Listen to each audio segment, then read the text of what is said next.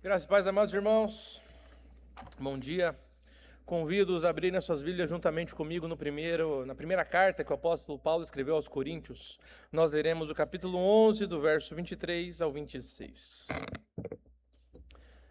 1 Coríntios, capítulo 11, do verso 23 ao 26.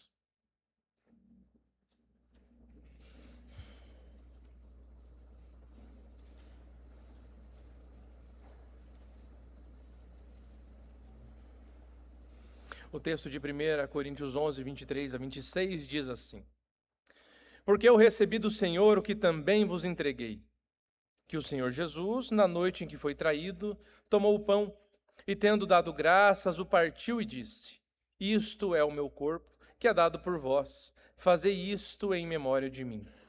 Por semelhante modo, depois de haver ceado, tomou também o cálice, dizendo: Este cálice é a nova aliança no meu sangue. Fazei isto todas as vezes que o beberdes, em memória de mim. Porque todas as vezes que comerdes este pão e beberdes o cálice, anunciais a morte do Senhor, até que ele venha. Vamos orar mais uma vez. Senhor, nosso Deus, nosso Pai, aqui está a sua palavra e pedimos que o Senhor fale conosco através dela. Abra os nossos corações e tire os comichões de nossos ouvidos. Em nome de Jesus. Amém. Nós bem sabemos que neste ano, principalmente nestes 2 meses, agosto e setembro, nós estamos comemorando o quê? Senão o centenário da nossa igreja, não é? E 100 anos, meus amados irmãos, acumulam muita coisa. Acumulam história, memórias, rostos, dores, vitórias, perdas, aprendizados. 100 anos fazem com que uma igreja ganhe peso, uma igreja ganhe identidade, ganhe reconhecimento, ganhe até mesmo influência. Mas 100 anos também podem trazer alguns riscos, porque uma igreja que um dia foi pequena e pulsante, pode com o tempo correr o risco de se acomodar na paisagem. E quando isso acontece, nós passamos a conviver com as coisas sagradas e não damos mais a devida importância a essas coisas sagradas. A Santa Ceia corre exatamente esse risco. O texto que nós lemos nos mostra o apóstolo Paulo exortando uma jovem igreja que havia conseguido fazer o impensável. Transformar a Santa Ceia, transformar a mesa do Senhor em um problema. Em vez de comunhão, ao invés de partilha, ao invés de reverência, a igreja de Corinto levava à mesa divisão, desigualdade e desrespeito. Entretanto, Paulo lembra aquela jovem igreja, assim também como nos lembra hoje, que esta mesa não veio de uma invenção humana. Paulo diz assim, no início do texto: Porque eu recebi do Senhor o que também vos entreguei. A Santa Ceia, meus amados irmãos, esta mesa veio de Jesus Cristo, que a instituiu e entregou sim à igreja como sinal, como meio de graça, como testemunho. E hoje nós partilharemos do pão, nós beberemos o cálice, mas antes disso nós precisamos examinar com seriedade o rito, a nossa própria vida, antes de nos sentarmos à mesa do Senhor. Por isso que, antes de participarmos dessa mesa, nós precisamos entender o que é que ela realmente diz, o que ela realmente fala. E o apóstolo Paulo nos mostra que a ceia do Senhor é, antes de tudo, uma memória que proclama, que é, inclusive, o primeiro ponto da nossa mensagem de hoje. Uma memória que proclama. A palavra que Paulo usa para memória no grego, ela carrega muito mais do que uma simples lembrança, mas é como se fosse uma memória que fosse trazida de volta para o presente. Mas como assim? O que isso significa? O que Paulo queria dizer com isso? Para a gente entender melhor essa expressão, nós precisamos ou podemos lembrar de como o povo de Israel lidava com as suas memórias, lidava com as suas lembranças. Por exemplo, quando o povo de Israel celebrava a Páscoa, não era simplesmente uma lembrança ou uma homenagem ao que havia acontecido no Êxodo, mas celebrar a Páscoa para o povo de Israel era um chamado para que toda a geração se enxergasse como participante daquela libertação. Quando a família se assentava à mesa, não era apenas os nossos antepassados saíram do Egito, mas era nós saímos do Egito. Era para essa lógica aqui de pensamento que Jesus instituiu a Santa Ceia. Ele toma a Páscoa e reorienta o significado da Páscoa em torno de si mesmo. Porque o cordeiro agora não é simplesmente um animal, mas agora esse cordeiro tem um rosto, tem um nome, tem uma história e tem cruz. Por isso que quando Jesus diz, "Fazei isto em memória de mim", não é simplesmente e só para a gente lembrar. Mas Jesus está instituindo um rito que proclama a sua morte, que foi real, foi suficiente e salvadora para todos nós. Por isso é que nós, como presbiterianos, não entendemos a Santa Ceia como uma mudança material do pão e do cálice, nem mesmo como uma presença corporal de Cristo nos elementos. Mas nós entendemos a Santa Ceia como a presença real e espiritual do Senhor, que por meio deste sacramento da Santa Ceia alimenta a nossa fé e nos faz lembrar com poder da sua cruz, da sua morte, da sua ressurreição. Por isso é que o versículo 26 é tão direto. Veja o verso direto, o 26 mais uma vez. Anunciais a morte do Senhor até que ele venha. A ceia é memória, sim, meus irmãos, mas é também proclamação. Porque sempre que esse pão é partido, sempre que esse cálice é servido, a igreja, todo o povo de Deus está anunciando o evangelho, confessando que Cristo morreu, confessando que Cristo ressuscitou e confessando que um dia Cristo voltará.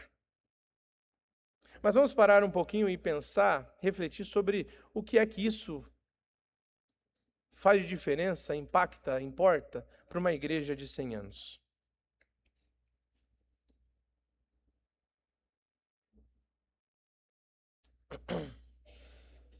Queridos, quantas vezes será que essa mesa já foi posta aqui?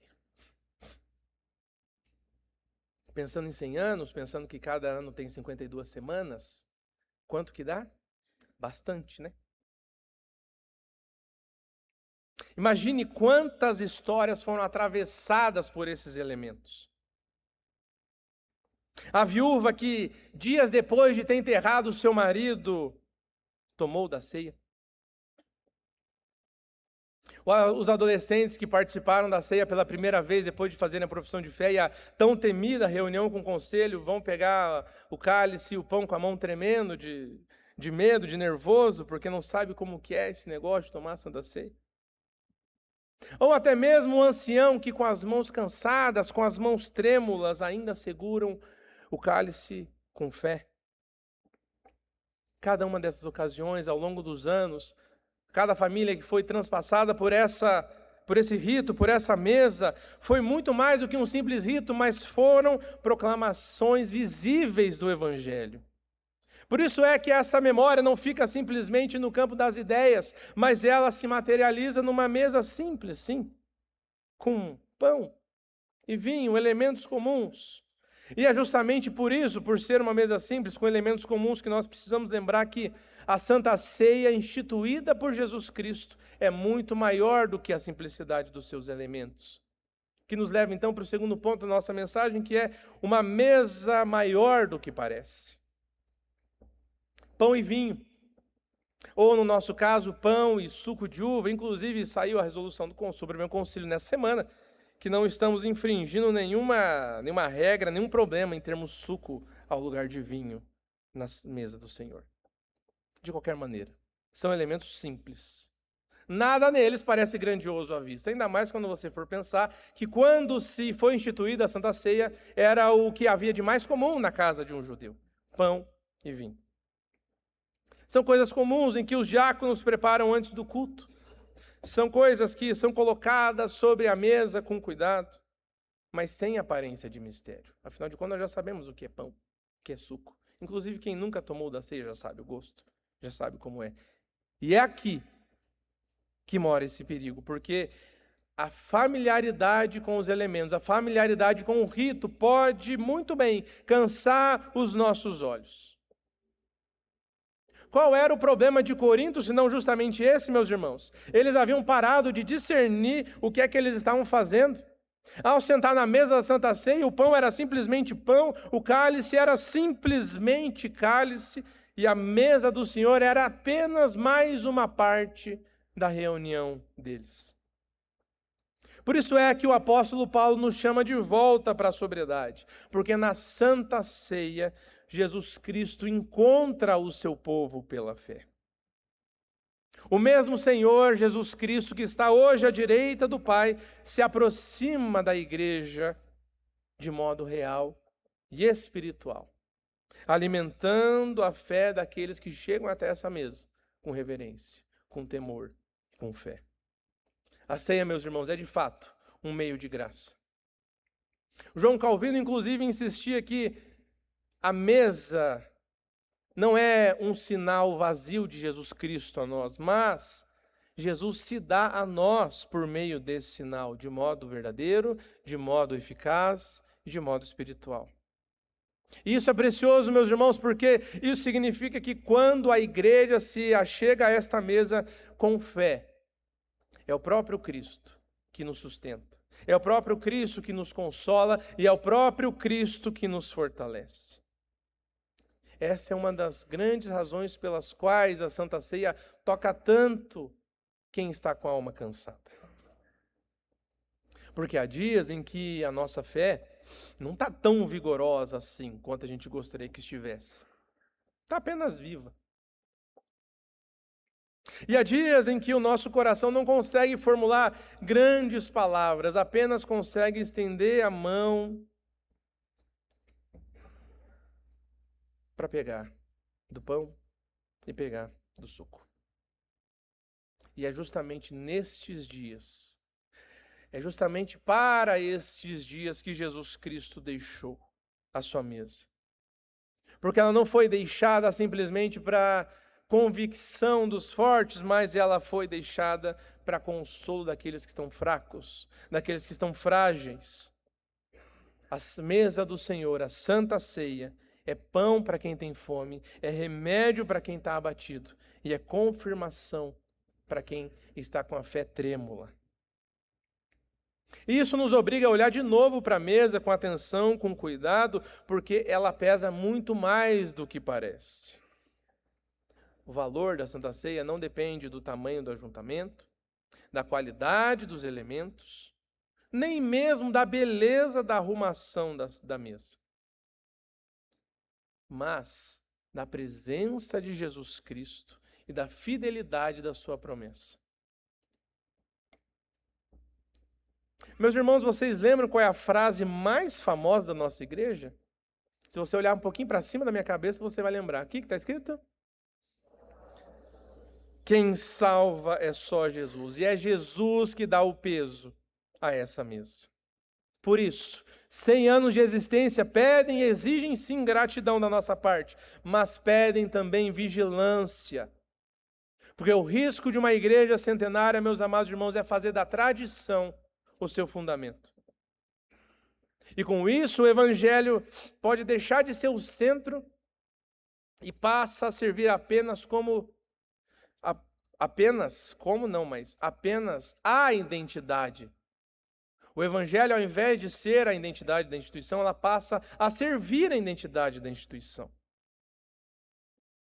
A ceia do Senhor existe, meus amados irmãos, justamente para impedir isso. Não só, claro, mas existe para isso, para impedir isso. Porque sempre que essa mesa é posta, nós somos lembrados de que a nossa igreja, a comunidade da fé, não existe para si mesmo. Mas existe porque Cristo morreu. Existe porque Cristo ressuscitou. Existe porque um dia Cristo voltará e também porque Cristo continua vindo ao encontro do seu povo. Então, se essa mesa é santa, então nenhum de nós aqui presentes nesta manhã é simplesmente um espectador. Porque o que Cristo instituiu foi um mandato para todo o seu povo. E isso nos leva, meus amados irmãos, para o último e terceiro movimento do nosso sermão, que é um mandato que alcança todos. Fazer isto. O verbo está no plural. Isso nos mostra que a Santa Ceia foi dada à igreja toda, não só uma parte dela. Para o ministro, servir a Santa Ceia é um ato de enorme seriedade, inclusive, porque aqui, nesta mesa, o evangelho que é pregado com a boca ganha forma nas nossas mãos. Mas esse gesto não pertence ao homem que executa. Continua pertencendo ao Cristo que instituiu. É o Senhor que serve o seu povo pela mesa. O ministro e os presbíteros apenas emprestam às mãos a fidelidade de Jesus. Quando o pão é partido, quando o cálice é servido, nós não recebemos simplesmente uma lembrança distante de Jesus Cristo, mas nós recebemos espiritualmente o próprio Cristo, que pela sua promessa vem ao encontro da igreja e a alimenta. Isso, queridos, é profundamente consolador para quem está cansado. Porque a mesa não pede a nós performance, não pede a nós que cheguemos prontos a ela, mas ela nos oferece graça. Ela não nos pede que provemos a nossa força, a nossa capacidade de continuar, mas ela nos chama a receber sustento. Ela não nos manda a produzir vida em nós mesmos, mas ela nos entrega o alimento. Pense nisso. Há almas que chegam aqui ceia após ceia, depois de um mês, depois de uma semana inteira de guerra interior aqui, ao participar da mesa do Senhor, descobrem que o Senhor não está distante, o Senhor não está indiferente e muito menos em silêncio. O Senhor se dá ao seu povo, ministra a graça, fortalece a fé enfraquecida e levanta, firma os joelhos enfraquecidos. Ao presbítero, aos diáconos, inclusive hoje é dia do presbítero presbiteriano. Se você puder, encha de abraço os presbíteros. Eu tenho certeza que eles vão amar receber um monte de abraço de vocês. Para os oficiais dessa igreja, os presbíteros, os diáconos, a ceia nos lembra que servir não é apenas administrar as coisas da igreja, mas participar do cuidado visível de Deus para com o seu povo. Ao casal, a Santa Ceia nos mostra que a aliança do casamento permanece debaixo de uma aliança muito maior e muito melhor. Mas ao solteiro, a Santa Ceia nos mostra que ninguém precisa chegar à graça acompanhado de nenhuma outra condição de fé. Ao enfermo, ao cansado, ao enlutado, ao ferido, a ceia diz: você foi convidado não porque você mereceu, mas porque Cristo te chamou. E se alguém ainda não colocou a confiança neste Cristo, a mesa também fala com clareza e com amor. Porque este pão aponta para um corpo partido.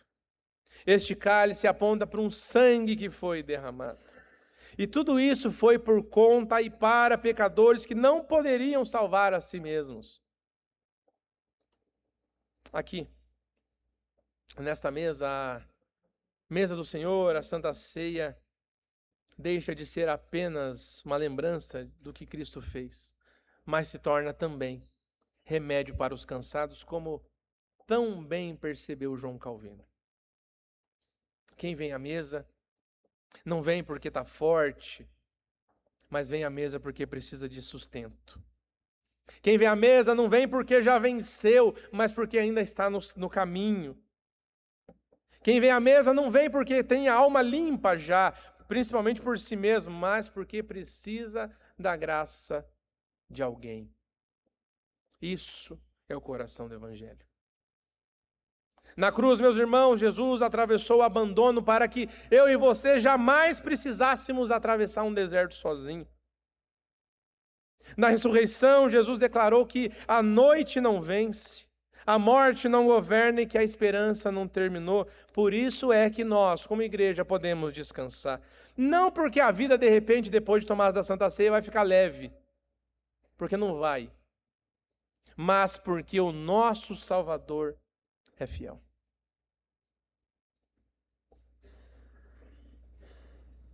Verso 23. Na noite em que foi traído, tomou o pão. Esse detalhe, meus amados irmãos, merece muito da nossa atenção, porque veja, não foi no domingo de manhã que Jesus tomou o pão. Com tudo já resolvido, com os discípulos já sabendo que ele ressuscitou, mas foi na noite da traição. Numa mesa cheia de gente fraca, gente confusa, gente com medo, foi ali nessa mesa, nessa ocasião que Jesus pegou o pão, foi ali que ele deu graças, foi ali que ele se entregou a si mesmo. Isso não é simplesmente uma curiosidade para você falar, nossa, não tinha parado para prestar atenção nisso. Mas é para você perceber como isso muda a maneira de nós nos aproximarmos da mesa do Senhor. Porque esta mesa do Senhor nasceu numa noite escura. Mas essa mesa atravessou essa noite escura. Essa mesa venceu essa noite escura.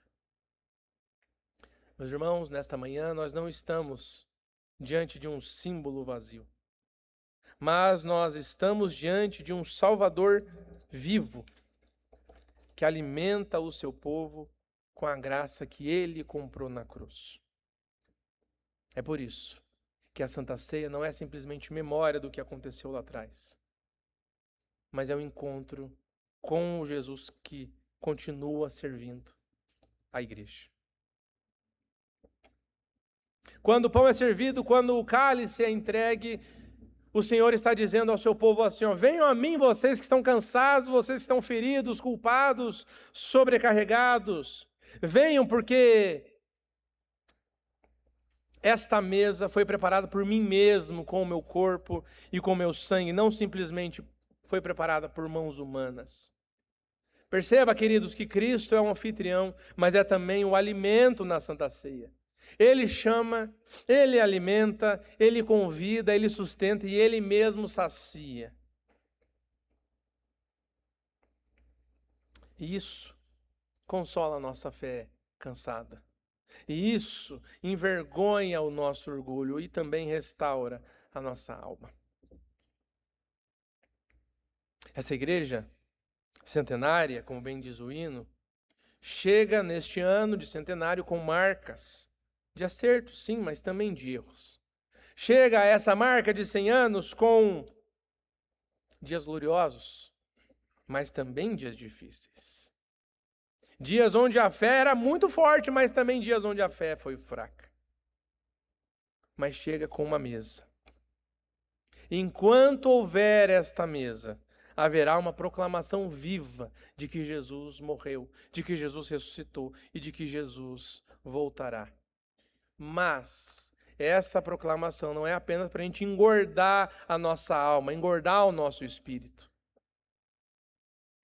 Porque isso aqui não é apenas para dentro das quatro paredes da nossa igreja. Mas a mesa que é celebrada, ela nos envia.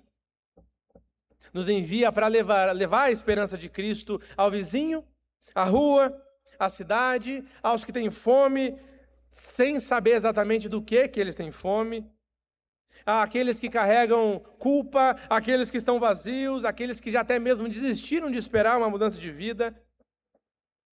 Quem salva é só Jesus. É isso que essa mesa declara. Então, quando você se aproximar desta mesa, venha com reverência, mas venha também com fome. Venha com temor, mas venha também com fé. Venha como quem sabe que precisa ser sustentado por Cristo.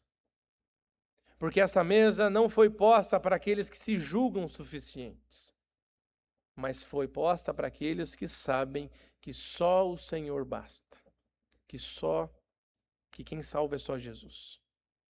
Por isso, fazei isso em memória de mim, até que Ele venha. Amém? Vamos ouvir um hino pelo coral, enquanto isso, vá orando.